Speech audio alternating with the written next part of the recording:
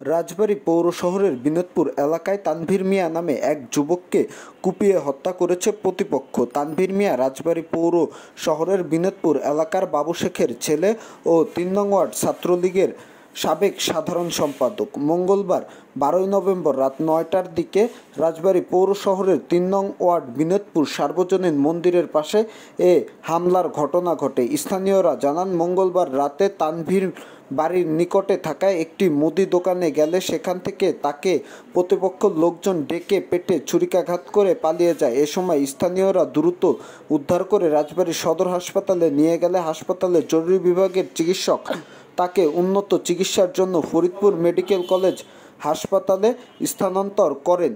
Faridpur medical college হাসপাতালে নেওয়ার পথে তিনি মারা যান। রাজবাড়ীর অতিরিক্ত পুলিশ সুপার শরীফ আল রাজীব বলেন, রাত 10টার দিকে জানতে পেরেছি তানভীর শেখ নামে একজন যুবককে কুপিয়ে আহত করা হয়েছে।